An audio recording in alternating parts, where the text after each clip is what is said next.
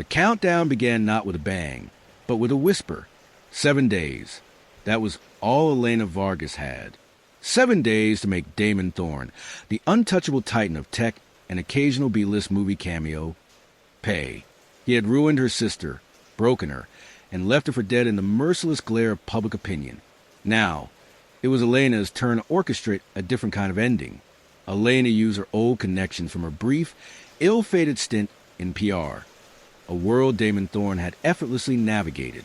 She secured an invite to an exclusive charity gala, where Thorne was a guest of honor, dressed in an understated black gown. She moved through the glittering crowd, a phantom of grace. She positioned herself where she knew he'd pass, near the champagne bar. When he finally did, flanked by sycophants, she accidentally bumped into him, spilling a single, defiant drop of red wine on his pristine white jacket. "Oh, Mr. Thorne, I am so terribly sorry." Her voice was laced with a carefully constructed blend of apology and admiration.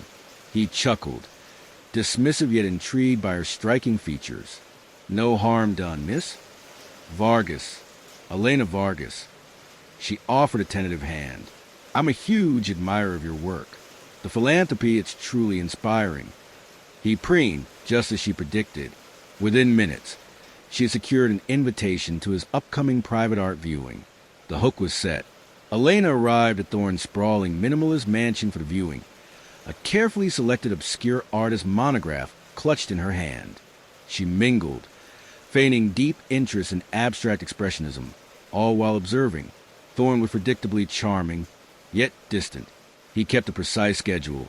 His security was thorough but not suffocating, and he had a peculiar habit of always having a specific brand of herbal tea brewing in his private study after 9 p.m.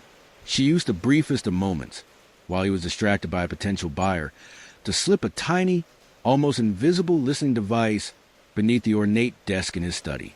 It was crude but effective.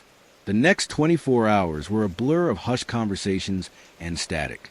The device picked up snippets of Thorne's life, business calls, arguments with assistants, mundane instructions. But then, late on day 3, she heard it, a whispered, tense conversation with his head of security, mentioning a package due to arrive in 4 days, something sensitive that needed to be handled with extreme discretion. Her pulse quickened. This was it. Elena spent day 4 dissecting the fragmented conversation. Package. Sensitive. For days. It pointed to something arriving on day 7. She cross-referenced Thorne's known associates, his upcoming travel plans, anything that hinted at a major acquisition or a hidden vulnerability. She remembered her sister mentioning a cryptic threat Thorne had made, about possessing something that could bury anyone who crossed him. A digital key? A hidden ledger? She needed to be inside his private network, and soon. She knew Thorne was a creature of habit. His preferred herbal tea, she discovered through a quick online search, was known for its calming properties, often used before bed. She also learned he was a technophile, but notoriously bad with passwords, often reusing simple ones. Using the information gleaned from the listening device, she found a small, almost imperceptible flaw in his home network security, a backdoor he likely used for remote access that had been poorly patched.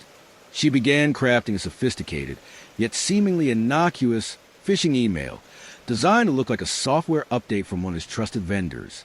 The email landed in Thorne's inbox late, on day 6. Elena had timed it perfectly, knowing he'd be winding down, perhaps a little less vigilant. He clicked the link, the fake update installed, and in a matter of seconds, she had access. Not to everything, but enough. She navigated his private files, bypassing layers of encryption, driven by a cold, precise fury. And there it was. Not a package, not a ledger, but a single encrypted video file dated years ago. She downloaded it, her heart thumping a frantic rhythm against her ribs. Elena watched the video in the pre-dawn hours of day 7. It was a confession, not a crime in a legal sense, but a monstrous manipulation, a calculated smear campaign orchestrated by Thorne himself that had utterly destroyed her sister's life and career, driving her to the brink. It revealed his true nature, vindictive, ruthless, a predator hidden beneath a veneer of philanthropy. She didn't hesitate. She uploaded the video to every major news outlet, every gossip site, every social media platform she could access anonymously. She attached a concise, damning explanation, outlining Thorne's actions and the devastating consequences for her sister. The world woke up to a seismic shock. News anchors stumbled over their words, tabloids erupted, and social media exploded. Damon Thorne, the golden boy, was exposed as a monster. By noon, his empire was crumbling. Sponsors pulled out, stocks plummeted, and his carefully constructed image shattered into a million irreparable pieces. The police, overwhelmed by public outcry and irrefutable evidence, announced a full investigation. Elena watched all unfold from a quiet cafe, sipping her coffee. There was no triumph, only a deep, weary ache. Her sister wouldn't get those years back, but justice, a raw and public justice, had finally been served. Damon Thorne was ruined, his celebrity not killed by a weapon, but by the relentless, irreversible truth. And it had all taken exactly 7 days.